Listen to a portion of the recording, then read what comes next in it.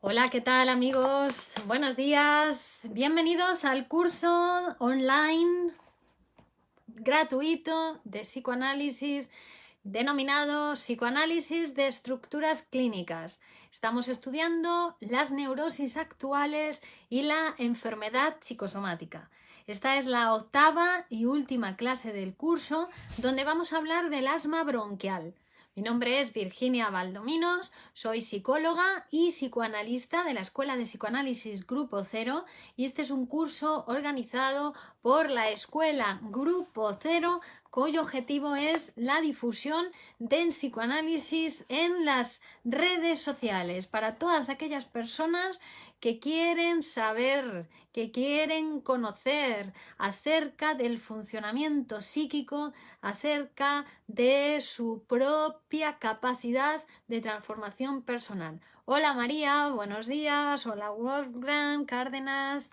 Seguimos trabajando para dar finalización a este maravilloso curso sobre neurosis actuales y enfermedad psicosomática, que como decíamos es la octava clase. Podéis ver todas las clases anteriores en el canal de YouTube.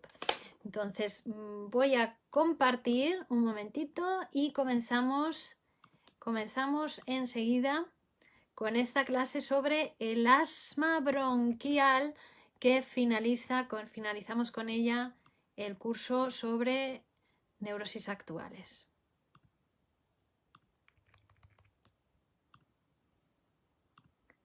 Bien. Partimos aquí.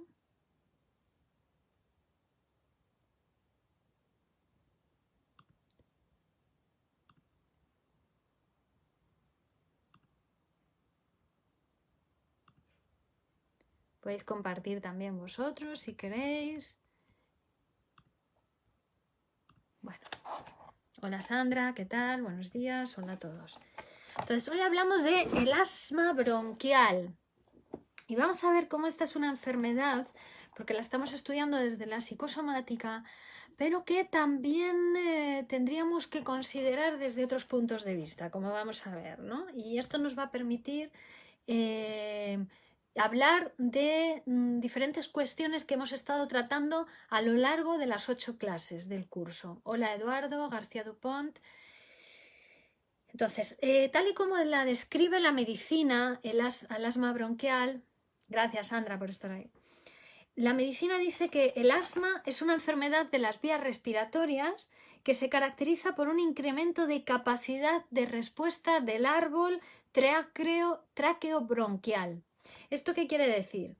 Quiere decir que normalmente el árbol tráqueo-bronquial responde a un nivel de 4, es decir, reacciona cuando llegan determinados elementos sensibles, reacciona con tos, con bronquioespasmos, ¿no? Pero en el asma lo que sucede es que en vez de a un nivel de 4 reacciona a un nivel de 2, es decir, que es mucho más, tiene que ser mucho más bajo el estímulo para que el árbol tráqueo bronquial responda, es muy sensible en el caso del asma y entonces responde, como decíamos, con tos y con broncoespasmos, ¿no? Con lo cual ya nosotros, sabiendo eso, podemos pensar en una disfunción, es decir, que hay una alteración funcional del árbol bronquial. Pero acordaros que cuando hablamos de una alteración funcional sin lesión orgánica, estamos hablando de un cuadro de histeria. En la histeria hay una alteración de la función, pero sin que haya una lesión en el cuerpo, una lesión en el órgano. Eso sucede en el caso de la histeria, por ejemplo, ¿no? Aunque también hemos visto que en otras neurosis actuales, como por ejemplo en la neurosis de angustia, en la neurastenia, en la hipocondría, aparecen, bueno, en la neurosis de angustia o concretamente en la hipocondría aparecen también alteraciones funcionales, es decir, sin lesión de órgano, pero alteraciones que tienen más que ver con la vía neurovegetativa, que es la que controla la respiración, la función cardíaca, la sudoración, ¿no? Entonces, cuando viene una persona con un asma, ¿no? Entonces hay que ver, hay que escuchar, porque puede estar presente la alteración funcional, pero también puede haber una alteración a nivel orgánico. Hola Daniel, buenos días, ¿cómo estás? Estamos ya en el final del curso. Siempre que hay alteración funcional hay que preguntarse, ¿hay represión en la persona? ¿No hay represión? Porque si hay represión, entonces estamos hablando del sistema nervioso central, somático, que es el que está regulando los síntomas en el caso de la histeria. Si no hay represión, puede ser el sistema neurovegetativo, que es el que regula los síntomas en el caso de las neurosis actuales. Y también en el caso de la psicosomática, aunque en la psicosomática ya sí que hay lesión de órgano, ya hay alteración celular. El asma se manifiesta fisiológicamente por un estrechamiento general de las vías respiratorias, el cual puede cursar en forma espontánea, el cual puede curar de forma espontánea o por la medicación apropiada. Es muy importante esto que dice aquí, de que puede curar de forma espontánea. Y si vamos a lo que habíamos dicho de las enfermedades psicosomáticas, vemos cómo las enfermedades psicosomáticas cursan por brotes, como habíamos visto la semana pasada en el caso de la úlcera gástrica, ¿no? Dijimos que la úlcera era una especie de melancolía manía. Había momentos donde el tipo estaba en depresión y aparecía el agujero, aparecía la úlcera, pero hay otros momentos donde entra en la fase de manía y ahí se siente bien y entonces empieza a fumar, empieza a comer, empieza a ambicionar, ¿no? Bueno, pues en el asma también sucede lo mismo, ¿no? Hola Carlos, dice, lo disfrutaré luego, estoy en el trabajo, gracias de antemano. Gracias a ti Carlos, luego lo puedes ver en diferido, ya sabes. A todos lo podéis ver en diferido en Facebook, que queda grabado, o también lo podéis seguir a través del canal de YouTube. Y todas las clases anteriores también las podéis ver en el canal de YouTube de Virginia Valdominos. Vale, entonces, aquí, haciendo un paréntesis, debemos decir que hubo ciertos investigadores en el campo de la medicina, por ejemplo el doctor Slavenson, que era un médico cirujano, pero también psicoanalítico, hacía medicina psicoanalítica, ¿no? Que se dio cuenta, él se ocupaba del cáncer, escribió un libro incluso sobre el cáncer de Freud, ¿no? Y él se dio cuenta de que había curaciones de cáncer que eran espontáneas. Entonces, hay que ver, por eso hay que ver que está que un cáncer hasta puede ser histérico también, ¿no? Entonces, hay que ver, pero puede llevar a producir una enfermedad orgánica. Es compleja esta cuestión. Pero en la histeria vemos que hay un error, siempre que hay un error, y es que no se corresponde el cuerpo que se daña en la histeria, que queda alterado funcionalmente, no se corresponde con el cuerpo biológico. El síntoma histérico no tiene que ver con los nervios, cómo está, ¿no? Se le paraliza la mano, pero no se le paraliza todo el brazo, ¿no? Es decir, que hay cierto error. Sin embargo, en la enfermedad psicosomática sí que se corresponde con la distribución corporal, el síntoma, y en las neurosis actuales también.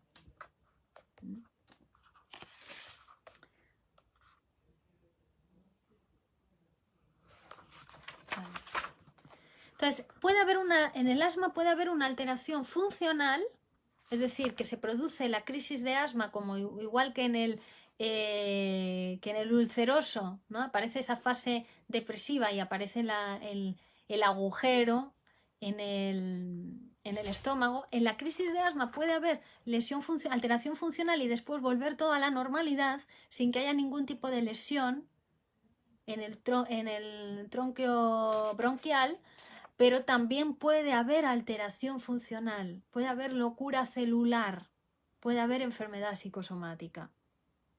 La sensación que tiene el asmático, ¿cuál es? Es la sensación de un coito a gran escala, ¿no? Empieza con el ahogo, con el estrechamiento, igual que sucede con el estrechamiento vaginal, ¿no? Que sucede en el vaginismo. Pero ahí no dudamos de que están implicados los factores psíquicos, factores psicológicos en el vaginismo o en la falta de lubricación de la vagina, ¿no? Ya lo hemos visto, como en la histérica, por ejemplo, se producía por una cuestión de la represión de una idea, puede afectar a la menstruación, ¿no? Y tener la menstruación 15 días después o 15 días antes. Ahí no dudamos de que es una cuestión psicológica, ¿no? Bueno, pues también en el caso del asma puede serlo, ¿no? Se ocluyen los lugares por donde pasa el aire, entonces hay menos cantidad de aire, se produce broncoespasmo, hay expectoración, hay secreción, ¿no? E incluso hay achatamiento de las células cilíndricas, como ocurre en el cáncer, ¿no? Pero ahí ya sí que hay una lesión celular, ya encontramos una base, si le hacemos determinadas pruebas médicas vamos a encontrar que hay alteraciones, que hay modificación del órgano. Las células, el achatamiento de las células cilíndricas se observa también en el cáncer de útero, en el cáncer de cuello de útero, ¿no? Entonces, lo que pasa en el asma es un achatamiento de las células. Las células pulmonares pierden sus cilias, pierden unos aparatos que tienen, ¿no? Y se achatan. Son células cúbicas o cilíndricas y se vuelven planas. Entonces, sobre esa primera deformación se va a instalar después, en un caso la célula cancerosa y, en el caso del asma, la insuficiencia respiratoria, porque hay una modificación de la célula. Y la insuficiencia respiratoria trae, en muchos casos, en la mayoría de los casos, trae asociada una insuficiencia cardíaca, de tal manera que el asmático, en el momento del ataque de asma, puede morir por un ataque al corazón. ¿Vale? La insuficiencia respiratoria trae aparejada una insuficiencia cardíaca. El asma se manifiesta clínicamente por episodios paroxísticos de disnea, tos y broncoespasmo con sibilancias. Y es una enfermedad, como habíamos visto que sucede en las psicosomáticas, que se produce por episodio, como la úlcera gástrica, alternándose esos periodos de exacerbación con periodos asintomáticos.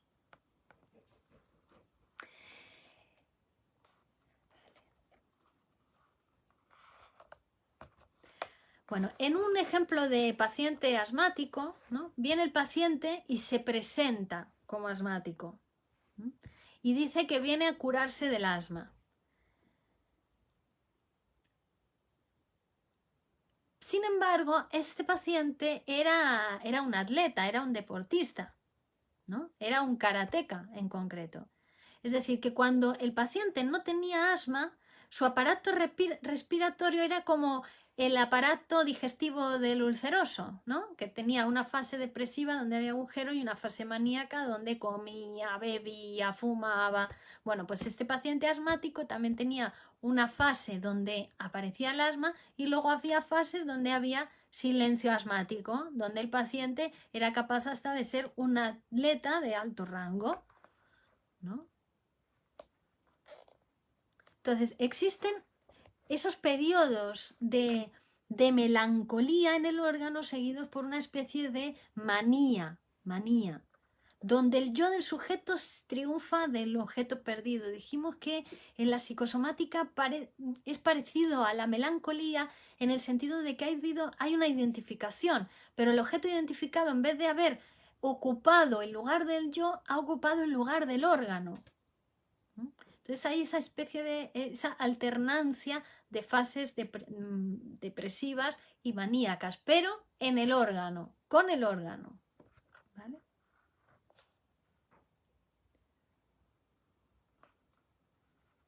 A la larga, o sea, que al principio sean alteraciones funcionales de la función respiratoria y no haya modificación celular, no haya transformación, a la larga la enfermedad asmática va a producir alteraciones definitivas del aparato respiratorio.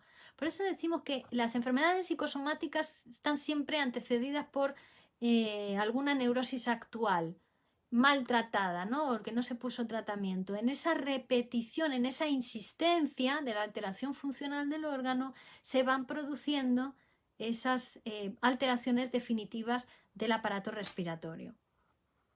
Pero tomado a tiempo, la enfermedad es una enfermedad que puede curar sin secuelas, sin dejar secuelas en el paciente.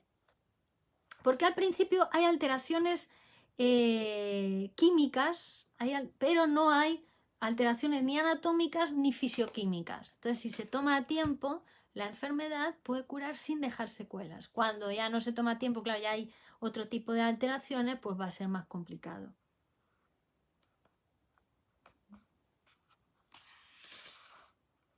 Entonces, en ese primer momento podría ser tratado el asma como un problema funcional. Después ya vamos a tener que empezar a tratarlo como una enfermedad psicosomática.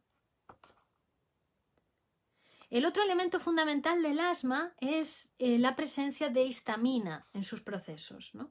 Habría dos tipos de asma, ¿no?, en una gran clasificación que se hace del asma. Una sería idiosincrásica, ¿no?, es decir, que no se sabe de dónde proviene.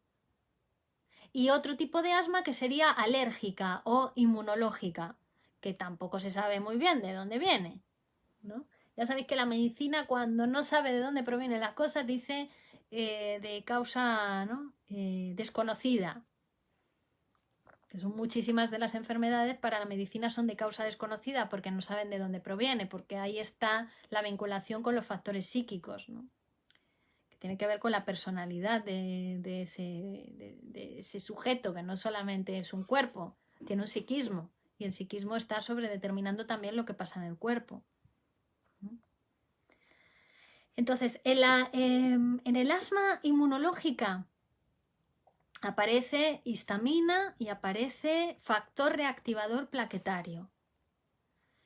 La presencia de la histamina hace que ese asma se parezca a otras relaciones alérgicas, que son las enfermedades de la piel.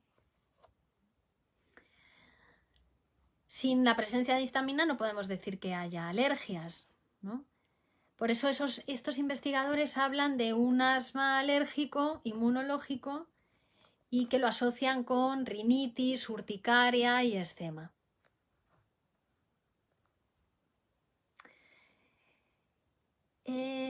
Y ahora vamos a ver cómo se relaciona esto con la historia del sujeto, porque no es que aparezca generalmente de la nada, ¿no?, sino que hay una enfermedad en los niños lactantes de unos 8 meses aproximadamente, que se llama el asma agudo del lactante, o lo que también se llama en castellano la bronquiolitis.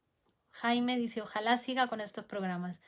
Sí, estoy pensando, Jaime, a ver cómo dar continuación, si vamos a seguir haciendo ahora otro curso, ya os lo voy a comunicar. Bueno, entonces sería el asma agudo del lactante, que aparece a los 8 meses y que conocemos en castellano como bronquiolitis, que se ve en muchos niños, ¿no? Entonces vemos que todos estos niños que tienen bronquiolitis a los 8 meses habían tenido a los 3 meses eczema.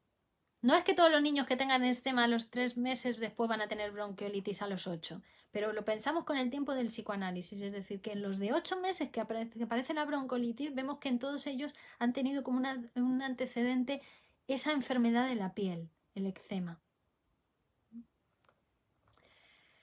Entonces, cuando son adultos, es muy probable que la aparición del asma esté antecedido por el eczema, ¿vale? Es probable que primero puedan tener eczema y luego aparezca en ellos el asma bronquial. Es decir, es como una repetición de aquella fase de crecimiento, de aquella fase de su infancia, y antes del asma pueden tener rinitis, urticaria, eczema, reacción positiva de roncha y eritema e inyecciones intradérmicas de extractos de antígenos aéreos. Es decir, que es sensible a eso. Lo que se diagnostican los médicos es que es sensible, que el sujeto es sensible a eso, no que lo que le produce el asma sea ese antígeno o sea ese bichito, sino que el sujeto es sensible a ese antígeno, que frente a ese antígeno le sale esa reacción, no que el antígeno sea el que produzca la reacción, ¿entienden? frente al antígeno es sensible. ¿Pero por qué es sensible? Porque tiene una estructura psíquica que lo hace sensible a ese antígeno. No es el antígeno el que produce, ¿no? Ahora lo vemos muy bien con el virus, con el coronavirus, ¿no? El coronavirus produce la enfermedad, pero en las personas que tienen la estructura que les dispone para enfermarse gravemente frente al virus. Hay otras personas que se contagian y no se enferman gravemente. Y hay personas que no se contagian. Y hay personas que se contagian y no tienen ningún síntoma. ¿Ves? Depende de la estructura de ese sujeto que desarrolle enfermedad grave, que desarrolle el asma o que no. No es el bicho, no es el antígeno. Es la estructura del sujeto psíquico que hace que sea más o menos sensible frente a ese antígeno, frente a ese bichito, frente a ese virus, frente a esa bacteria, ¿no? Hemos visto cómo eran las personas mayores o las personas que tenían determinadas enfermedades previas o un sistema inmunológico deprimido que se contagian del coronavirus, ¿vale? Es la estructura psíquica, ¿vale?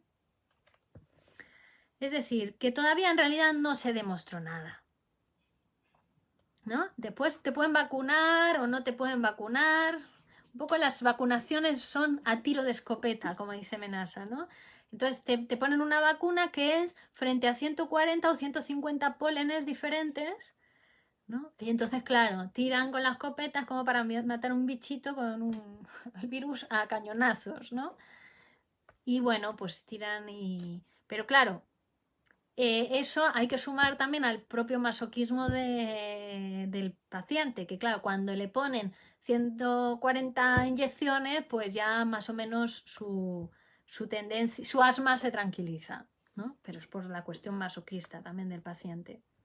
La medicina lo que utiliza frente al asma y a todas estas enfermedades psicosomáticas son tratamientos sintomáticos. Como no conocen, no saben por qué se producen, entonces van a los síntomas, tratan los síntomas, pero porque no saben nada de la enfermedad, no saben cuál es su causa, que tiene que ver con la estructura psíquica. Entonces, ¿hay un broncoespasmo? Entonces, ¿qué hacen? Te recetan broncodilatadores, ¿no? Tratan el síntoma. ¿Hay secreción? Pues te dan algo para la secreción. ¿Que hay disnea? Pues te dan algo para regular la respiración. Todo es tratamiento sintomático, tratamiento de los síntomas. Pero eso es un mal tratamiento. Es un mal tratamiento derivado de no comprender la etiología de esa enfermedad. El tratamiento sintomático es malo. Lo vamos a ver con un ejemplo. Por ejemplo, en el caso de la meningitis en los niños, ¿no? Aparece meningitis y entonces los niños tenían dolor de cabeza, fiebre y constipación, ¿no? Dificultad para evacuar, constipación del vientre. Pero claro, si le haces un tratamiento sintomático a ese niño, lo matas. Le haces un tratamiento sintomático, le das antipiréticos para la fiebre, le das aspirina para el dolor de cabeza y le das un laxante para la constipación intestinal y el niño se muere, porque no es eso lo que le pasa. En realidad lo que le tienes que dar es antibiótico, porque el niño tiene todos esos síntomas por una inflamación de la meninges, ¿no? Que es la capa que recubre el sistema nervioso central. Por eso que la medicina sintomática es mala. La medicina que desconoce, que no tiene en cuenta los factores psíquicos en este tipo de enfermedades, cuando son la causa etiológica de la enfermedad, es mala y puede hacer daño al paciente. Entonces, de lo que se trata es que la medicina se modernice, ¿no? Hay medicinas que ya están, ya de alguna manera integran lo psíquico, lo están intentando, porque bueno, luego la medicina siempre se va, siempre para ocultar lo psíquico, para negar lo psíquico, se inventa muchas otras causas que son concomitantes a lo psíquico, pero siempre todo está organizado para negar el inconsciente. También desde la medicina y desde en nuestro propio aparato psíquico. Todo está organizado para negar lo inconsciente. Es más fácil atribuirle las causas a los factores externos, al ambiente, a muchas otras cosas que a la propia implicación personal del sujeto, a su manera de gozar, ¿no? Su manera de posicionarse frente al mundo. Eso es lo más difícil de asumir y de transformar, porque después nadie se quiere transformar. ¿no? Ya ese síntoma, ya esa enfermedad fue un intento de solución, la única manera que pudo desarrollar para seguir viviendo. Entonces ahora trata tú de transformar eso, ¿no? Requiere un trabajo personal, una voluntad, una implicación, un deseo y una lucha constante contra las propias resistencias de uno. Pero bueno, de lo que se trata es que la medicina pueda ir incorporando lo psíquico, los factores psíquicos, ¿no? Que tenga en cuenta, si no que todos los médicos estudien psicoanálisis, que claro, eso sería chupi, ¿no? Pero por lo menos que puedan derivar a los pacientes cuando se trata de una cuestión donde es vital el tratamiento psíquico también de la enfermedad. Por supuesto, si hay una alteración orgánica, si ya hay disfunción del órgano, va a tener que intervenir la medicina también, ¿no? Si no hemos pillado a tiempo y para poder hacer un tratamiento cuando las alteraciones son únicamente funcionales. Como psicoanalistas, como trabajadores de lo psíquico, uno no se debe asustar porque haya alteración hormonal o factor plaquetario de la histamina, ¿no? Porque ya sabemos que los trastornos psicológicos también se acompañan, por supuesto, producen cambios en el organismo, ¿no? Que a una mujer le dicen guapa y se pone colorada, ¿no? Ahí vemos claramente cómo es lo psíquico que produce modificaciones en lo orgánico. O como veíamos en el ejemplo de la mujer, ¿no? Que una represión de una fantasía sexual puede hacer que la menstruación se le retrase, se le adelante, que su vagina sea pequeña, que después sea grande, todo una cuestión psíquica, ¿no?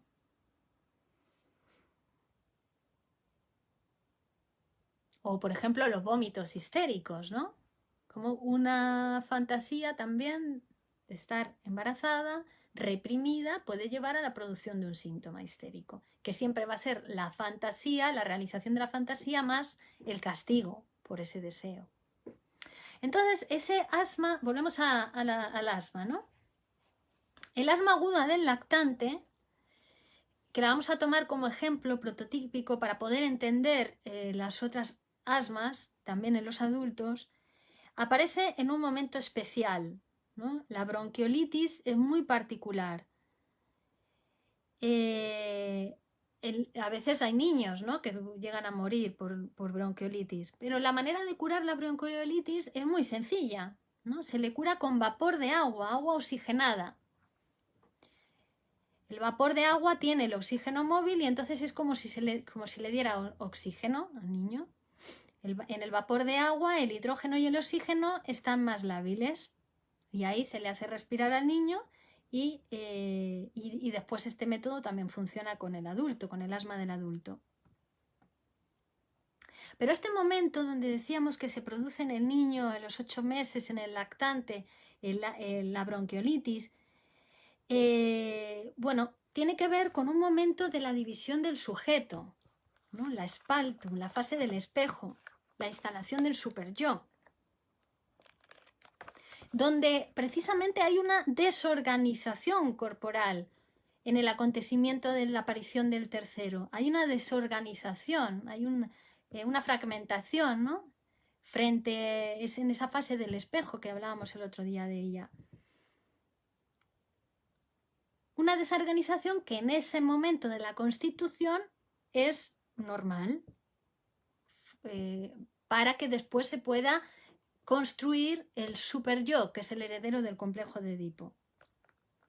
Y además está en relación con esa aparición previa y temprana que hemos dicho del eczema, que aparece a los 3 meses.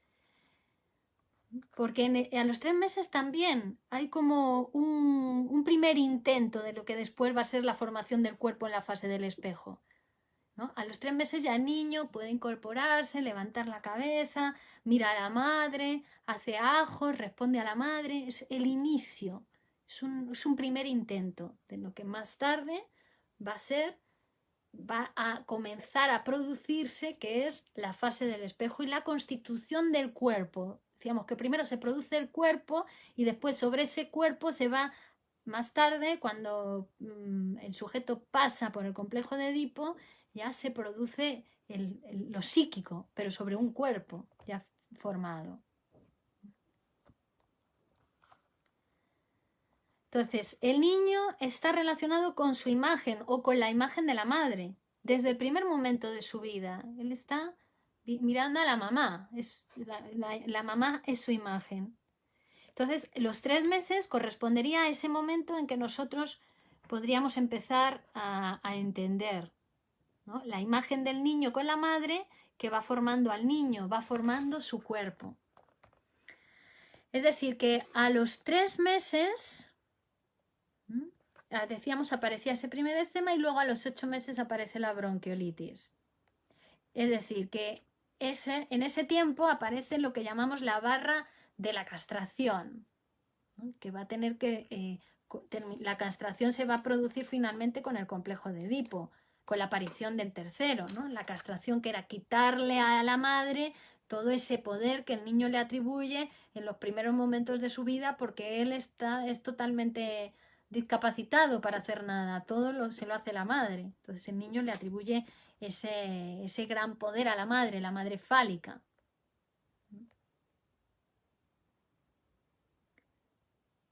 La aparición del padre en la relación va a ser el que venga a intervenir, a romper, a separar al niño de la madre.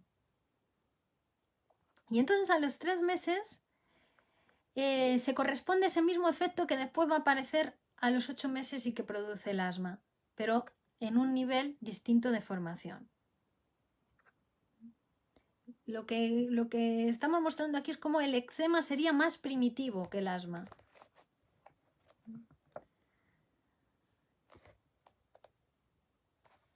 Hay algo en el asma que tiene unas características peculiares también dentro de las enfermedades psicosomáticas. Por ejemplo, decíamos que el sistema que inerva los pulmones es el sistema neurovegetativo, ¿no? El sistema autónomo, porque no es algo que controlemos voluntariamente. Y en eso difiere de la histeria. La histeria está producida o está sobredeterminada por el sistema nervioso autónomo, que es el que regula el movimiento o la percepción.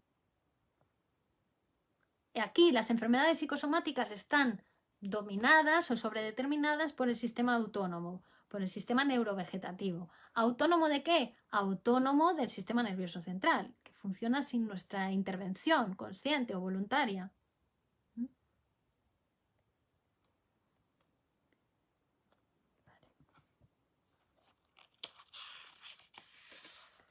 El enfermo psicosomático es como, en su discurso, es como si estuviera hablando, habla de su síntoma, como si estuviera hablando de una noticia, habla monótono, todo lo dice con la misma implicación, con la misma intensidad, ¿no? Con la misma percepción, ¿no? Por ejemplo, un paciente asmático dice, yo me vengo a curar el asma, viene a la consulta, ¿no? Y entonces le dice el psicoanalista, muy bien, cuénteme. Y comienza a contar y lo primero que le relata es la muerte de su padre, la relación con una mujer, cómo había comenzado a practicar deportes a los 12 años, llevado por el asma, pero todo en el mismo tono afectivo, todo en el mismo tono. La muerte del padre, los dolores de la infancia, sus malestares crónicos, la vez que le atacó el asma cuando estaba haciendo el amor con una mujer y que casi se muere, ¿no? Todo relatado en el mismo tono. Es decir, como si realmente no hubiese intervención de la conciencia, como si todo fuera autónomo, independiente de él, como si todo estuviera inervado por el sistema nervioso autónomo. Bueno, el ulceroso vimos cómo para él lo más importante era su úlcera, hasta llegaba a ponerle un nombre a su úlcera. Juanita o Anita, me voy a dormir con Juanita. ¿Y quién es Juanita? Juanita es mi úlcera, ¿no? Es decir, la identificación llega hasta ese punto. La identificación, el objeto de la identificación ha caído sobre el órgano, a diferencia de la melancolía, que ha caído sobre el yo. ¿Vale? Hasta tal punto llega la identificación que le pone un nombre a la úlcera. Al deprimido, ¿qué le pasa? Al melancólico. Se muere su marido y ¿qué hace? En vez de aceptar la muerte de su marido, en vez de, bueno, pues pasar el duelo y después buscarse un amante, otro marido, otro hobby, ¿no? El melancólico, ¿qué hace? Se identifica con el marido para no perderlo. Y entonces el marido pasa a formar parte del yo, pero lo que pierde el melancólico es su propio yo, porque ha caído sobre su yo el objeto con el que se ha identificado, ¿no? Entonces ahora hace las cosas como le gustaba hacer a su marido, ahora mira las películas que le gustaba ver al marido, se ha identificado con él. Pero claro, en la melancolía aparece también ese castigo hacia su propio yo, porque como se ha identificado con el marido que ya no está, también existe cierta hostilidad y cierto odio hacia ese marido que lo ha abandonado. Eso es en la melancolía. En la enfermedad psicosomática, el objeto cae sobre el órgano, como vemos en el asma, el objeto perdido. Pero tienen algo en común, también dijimos, la melancolía y la enfermedad psicosomática y la psicosis, ¿no? Son narcisistas, se elimina el objeto, no hay objeto, hay un goce autoerótico, ¿no? En la enfermedad psicosomática hay un goce autoerótico, no necesita del objeto para gozar, es un goce con la madre fálica, un goce previo a la castración de la madre fálica. ¿Vale?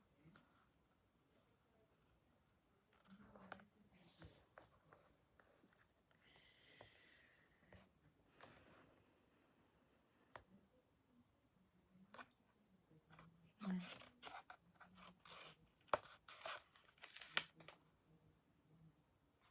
Claro, si damos la importancia que tienen a los trastornos funcionales, cuando es una neurosis actual, si damos la importancia que tiene la angustia, la ansiedad, el estrés, la hipocondría, el hipocondríaco se pasa la vida yendo de médico en médico y nadie le da pelota, ¿no? Le dicen que es un pesado, que no tiene nada y le mandan de un lado para otro a hacerle pruebas, a gastar a la seguridad social cuando todo el mundo sabe que no tiene nada médico, que no tiene nada físico, que su enfermedad es mental en el hipocondríaco, que no es que no tenga nada, es que tiene una enfermedad psíquica, ¿no? Entonces, si se le diese la importancia que tiene a esas enfermedades funcionales, a las neurosis actuales, pues evitaríamos que se lleguen a la producción de muchas enfermedades psicosomáticas.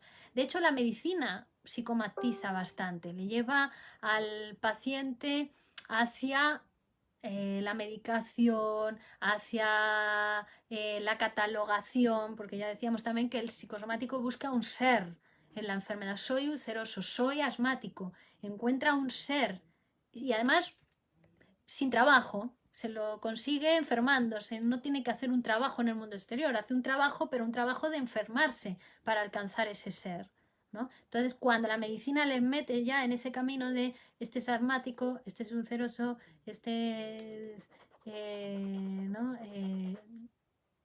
Canceroso, ya le meten el camino de la medicalización y de la psicosomática, ¿no? Claro, en el asma aguda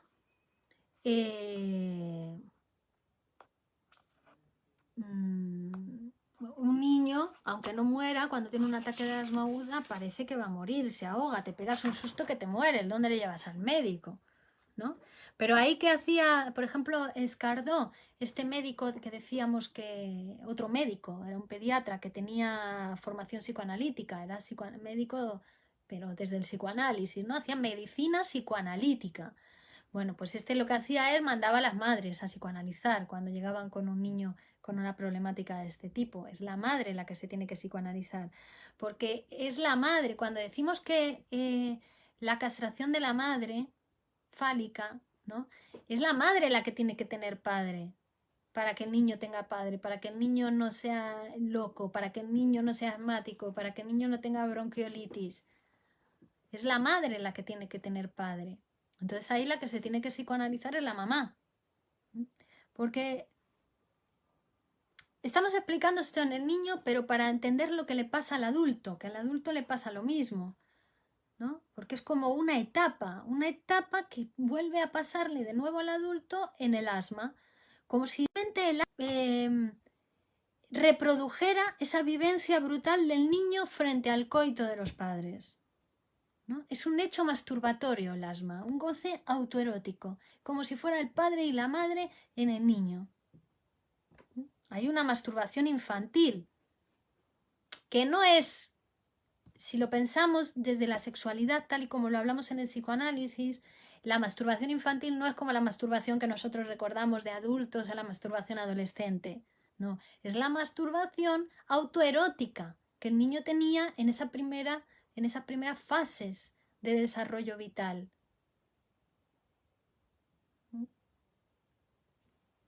Es más narcisista, es un goce autoerótico el de las enfermedades psicosomáticas.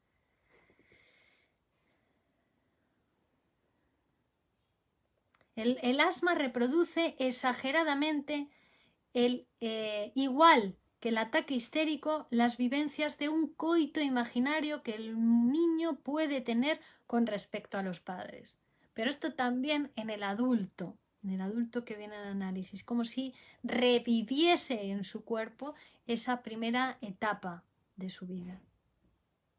El asma, generalmente, las personas que tienen asma, coincide con una personalidad infantil. Y tiene que ver algo con el miedo, con el terror. Porque el ulceroso también tiene una personalidad infantil, en el sentido que quiere hacerse, es muy ambicioso y quiere ahorrarse un trabajo, ¿no? Pero es ejecutivo. Sin embargo, el asmático es tímido. Se caracteriza más por la timidez, su infantilismo. Y lo más terrible de todo es que esto también le pasa con la curación, que incluso puede llegar a decir durante el tratamiento, por favor, no me hable más, doctor, de curarme el asma o de curarme la úlcera, porque me vuelvo loco, ¿no? Porque el asma o la úlcera es para no volverse loco, es para lo utilizó para resolver una determinada situación.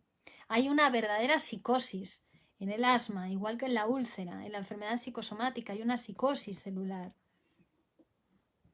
Si la úlcera la dejo libre a su desarrollo, puede que se cure espontáneamente, también el asma o también la psicosis. Pero si no cura espontáneamente, lo que va a producir es daño celular, ¿no? Y cuando hay daño celular, entonces ya hablamos de una estructura psicosomática o de una estructura orgánica, que lo que está escondiendo es una transformación psicótica de la personalidad. Una gastritis sería neurótica, alteración funcional, pero una úlcera perforada, sangrante, ya no es neurótica, ya es psicótica, porque hay una desintegración celular, hay una pérdida de sustancia. ¿Se entiende esa diferencia? Cuando estamos en una alteración funcional, estamos hablando de una neurosis, pero cuando hay una alteración orgánica con daño celular, estamos hablando de una psicosis. En vez de hacer el agujero en la realidad, como hace el psicótico, como hace el loco, una parte de la realidad que no le gusta, hace un agujero ahí, un escotoma, no existe y pone su propia realidad ahí. Bueno, pero el psicosomático no hace el agujero en la realidad exterior, hace el agujero en su cuerpo. Hace una alteración permanente.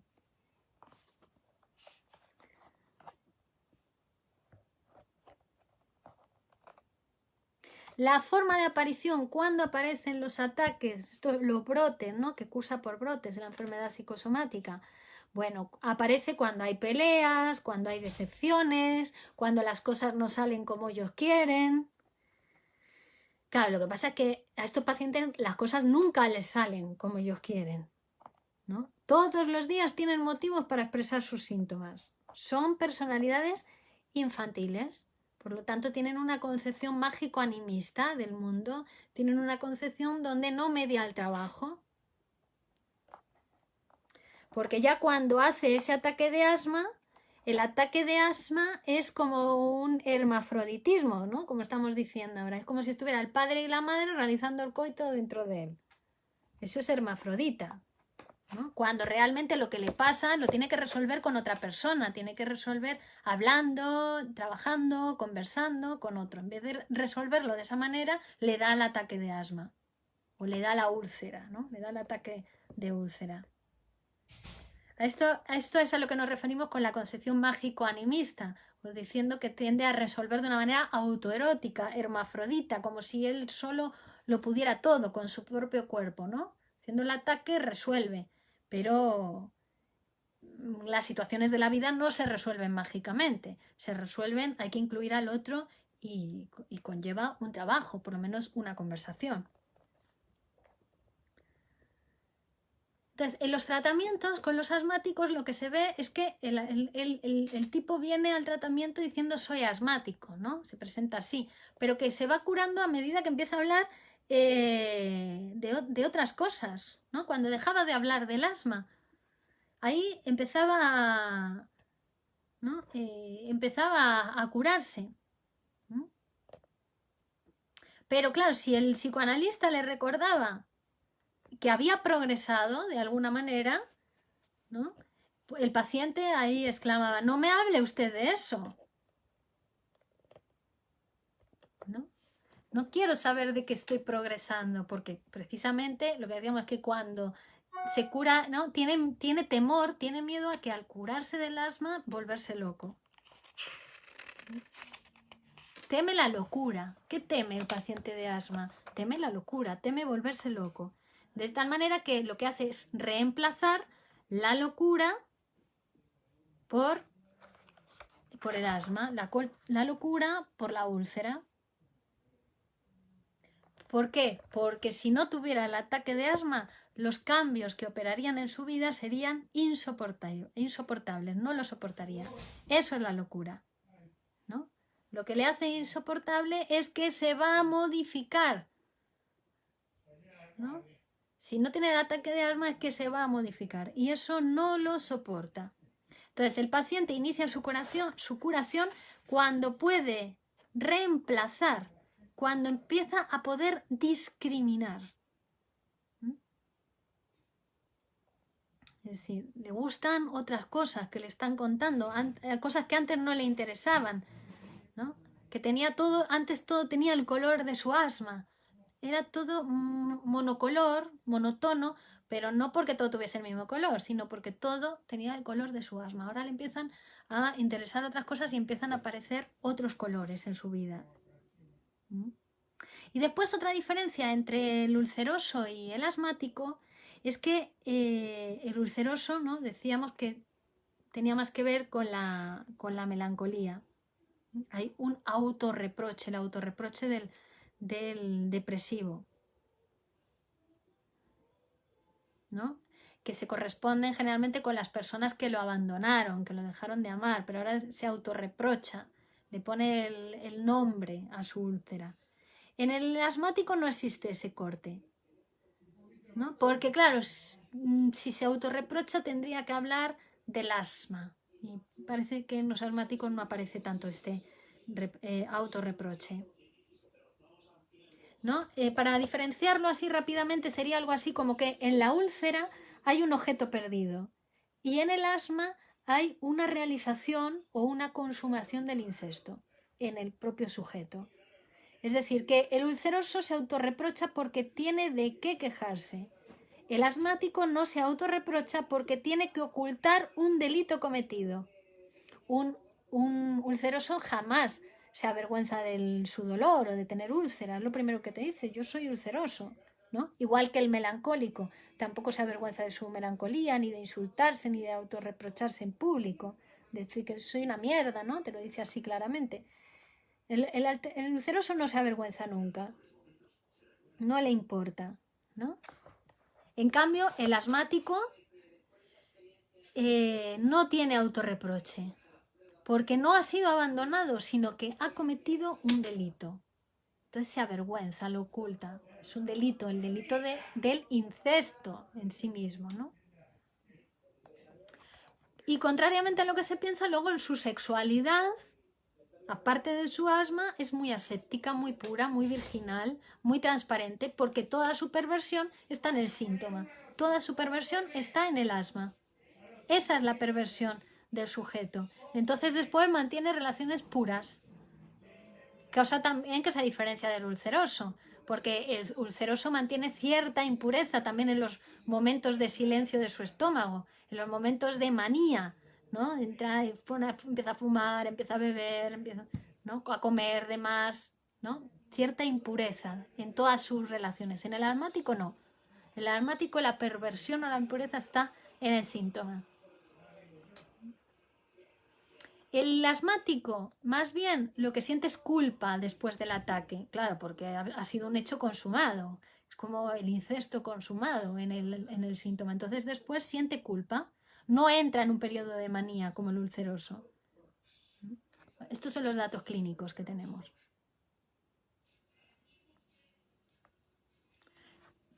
Aida Pilar Araque. Hola Aida, ¿cómo estás? Buenos días. Conocí un compañero en la universidad que murió de un ataque de asma. Psíquicamente, ¿qué le llevó a eso? Bueno, pues esta estructura que decíamos, ¿no? Esta estructura psicosomática que decíamos que cuando se produce un ataque de asma, una insuficiencia respiratoria por ataque de asma, se suele producir también una insuficiencia cardíaca y es lo que le lleva a morir al paciente. Pero que hay una estructura psíquica que es la que sostiene la enfermedad asmática. ¿Mm? Y que decimos que tiene que ver con esos primeros estadios de la vida, ¿no?, infantiles, autoeróticos, donde el goce está en el síntoma, es un goce autoerótico, es una especie de consumación del incesto en uno, ¿no? Es previo a la castración de la madre fálica, previo a la aceptación de que hay otros humanos, previo a la aceptación de que para conseguir algo hay que hacer un trabajo en el mundo, hay que conversar con el otro. Entonces ellos frente a la pelea con el otro, frente al conflicto con el otro, ahí tienen el ataque de asma. No resuelven, ¿no?, de una manera, digamos, adulta, madura, una sexualidad adulta, conversando con el otro, incluyendo al otro, sino con el ataque. Pero hay una cosa de goce autoerótico en el síntoma. El otro está en el órgano. El otro está metido aquí en el árbol bronquial, bronquiopulmonar, ¿no? Y ahí se produce el ataque. Es como si no en las enfermedades psicosomáticas no hay separación entre la fuente y el objeto. Está fusionado en el órgano. Lo hace todo con su propio órgano. Pero claro, hay pulsión de muerte también. Hay tendencia destructora, pero no sale del sujeto, no hay movimiento libidinal, todo se queda en su cuerpo. ¿Vale? Es un conflicto que resuelve de una manera muy infantil, sin mecanismo psíquico, incluso negando lo psíquico, incluso negando, aceptando que siente odio, que siente rabia, ¿no? Como uno cuando va al psicoanalista y habla. Ya eso sería una manera de elaborar, no. El psicosomático resuelve así, sin hablar, con el síntoma. No hay movimiento libidinal.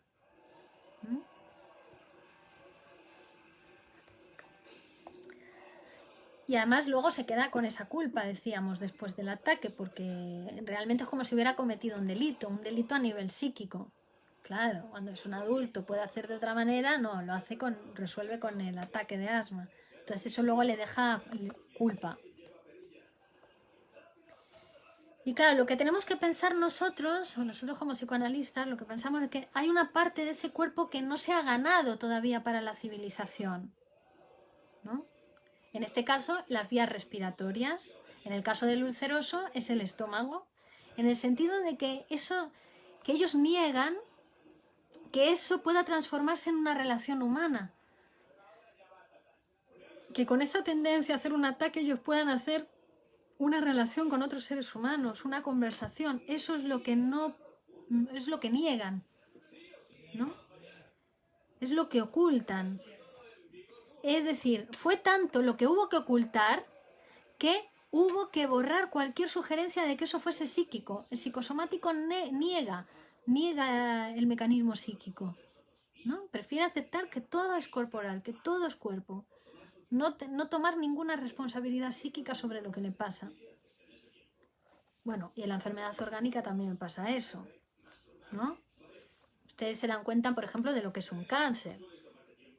Sí, cuando realmente las investigaciones sobre el cáncer muestran que es algo totalmente intersubjetivo, que hasta tiene dedicatoria, ¿no?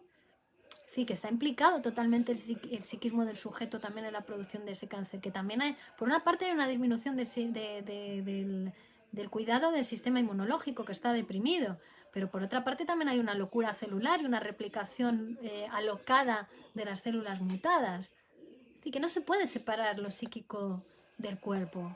Es imposible separarlos. Paramos para estudiarlo, pero en la realidad es que está implicado el sujeto psíquico en todo lo que le pasa también cuando se enferma su cuerpo, cuando se enferman sus células, cuando se enloquecen sus células. Es todo para negar la locura. O sea, se agarra a la enfermedad, al asma, ¿no? Porque si no, se vería su locura en la realidad. Y entonces lo que les da miedo es su locura. Pero claro, en el tratamiento psicoanalítico ya no es un loco, ya es una persona en tratamiento, en el psicoanálisis, es otra cosa, ¿no? Ya puede hablar, ya puede poner palabras, ya puede aceptar de alguna manera su implicación psíquica en su vida. Porque el psicosomático está tan contento negando su psiquismo, no hay mecanismo psíquico, es previo. Lo que le pasa al psicosomático tiene que ver con una fase de su desarrollo previa a cuando ya se constituye el aparato psíquico, previa al complejo de Edipo, que es cuando se constituye el aparato psíquico, ¿no? En el síntoma es como si fuese ese niño de 3 meses, ¿no? que presencia el coito de los padres, ¿no? Y donde su madre es esa madre fálica, todopoderosa, que todavía no ha quedado castrada, no es una madre humana. Ahí está el psicosomático, en ese punto.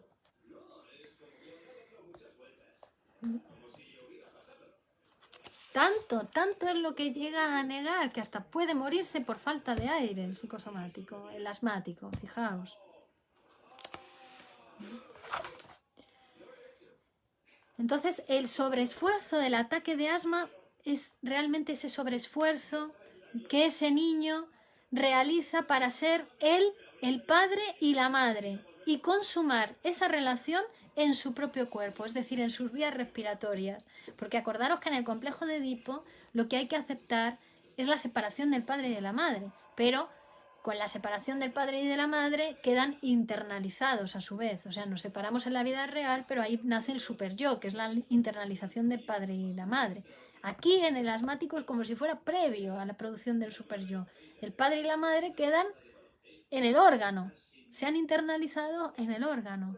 Y el ataque de asma sería la consumación de ese acto sexual en sus propias vías respiratorias. Una vez psicoanalizado el paciente o la madre del paciente, cuando se trata de un niño, entonces ahí se corta la cadena hereditaria. Esto es lo que hemos visto clínicamente. La cadena hereditaria, que no es una cadena genética, ¿no? Que se piensa que la herencia viene en los genes, no. La cadena hereditaria es que para que el niño sea asmático, la madre tiene que ser loca, ¿no? Es decir, que para que el niño sea asmático, la madre no tiene padre. No tiene padre, sigue pegada a su madre a su vez, aunque tenga padre, ¿no? Pero psíquicamente no ha construido, no ha forjado esa separación de la madre fálica, ¿no? En el sentido imaginario, en el sentido real sí puede tener padre, pero imaginariamente no. Es como si ella proviniese solamente de su madre, ¿no? Entonces ahí el niño va a tener o asma, o va a ser un niño psicótico, va a ser un niño autista, o va a ser un niño que después va a desarrollar una úlcera. Si no hay madre loca, no hay niño loco. Pero esa es la herencia.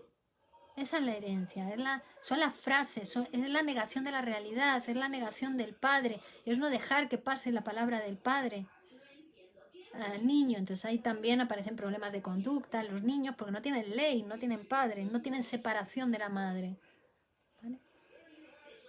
Entonces lo que se reproduce de padres a hijos es esa estructura clínica, esa estructura psíquica, es lo que se hereda, no los genes, ¿no? Sino la estructura psíquica que el niño empieza a forjar desde que nace. Viene sin nada al mundo, es una placa sensible, pero a partir de su nacimiento empieza a forjarse, empieza a construirse esa estructura psíquica que hemos dicho que a los 3 meses es cuando el niño empieza a mirar a la mamá, ya responde a sus ajos. Luego a los 8 meses va a iniciarse otro periodo de que ahí se iniciaría el estadio de espejo, que puede durar hasta los 18 meses, ¿no? Que es la constitución de su propio cuerpo, ¿no?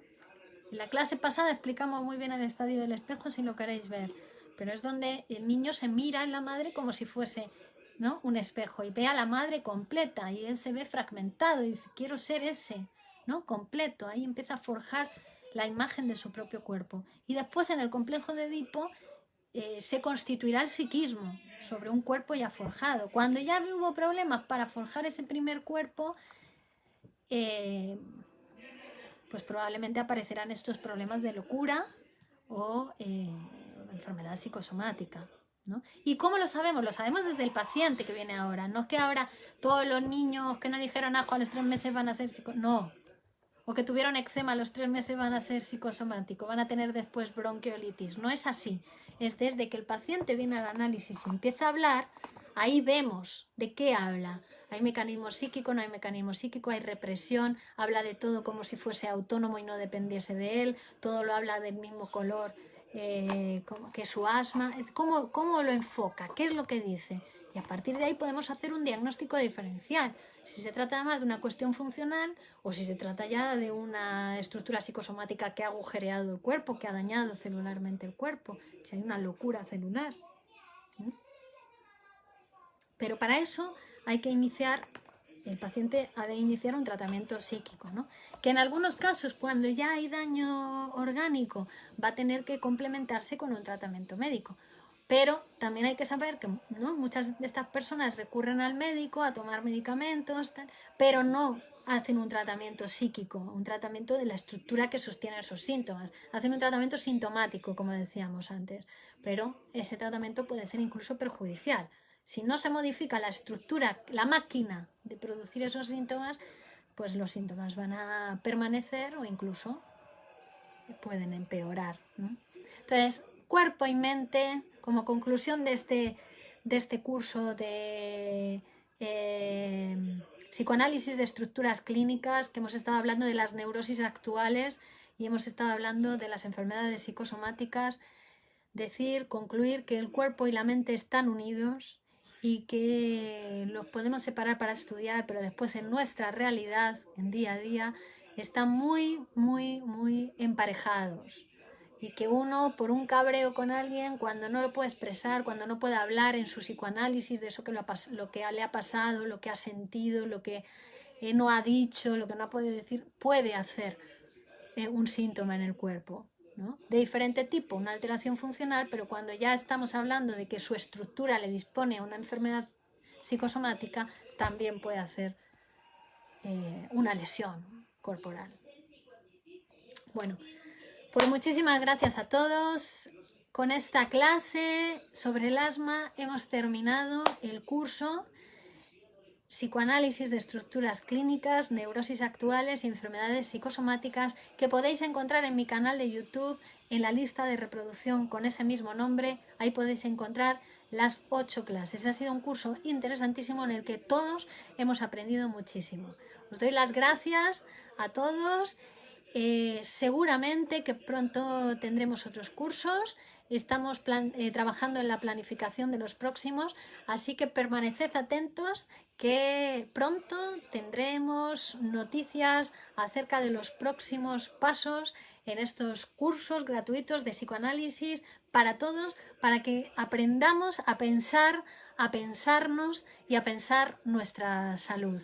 Un gusto para mí también estar acompañada y arropada por todos vosotros: Aida, María González, Marcos Simoes, Wolfgang Cárdenas, Lucía Rowin, Catalina Muñoz, Mireia Osuna, Andrés Rodríguez, Juan José Costa, Roberto Rodas, Nora Sanchís, Jaime Uribe, Melina Werner, Javi Anaya, Carlos López, Daniel Casado, Larisa, Sandra Almeida, Eduardo García Dupont. A todos vosotros, abrazos, besos y seguimos trabajando por la salud mental de la población. Virginia Baldomino, psicóloga y psicoanalista de la Escuela de Psicoanálisis Grupo Cero, y a vuestro servicio para todas aquellas personas que quieran psicoanalizarse, conocer cómo funciona su mente y cómo su mente afecta a su cuerpo en su vida cotidiana, en su día a día. Psicoanalizarse para conocerse y poder transformarse.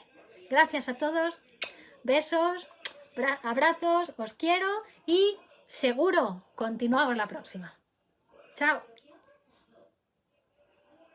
Si alguno quiere que le avise de los próximos cursos, por favor enviarme vuestro correo electrónico si aún no lo tengo y os avisaremos de las próximas convocatorias. Gracias a todos.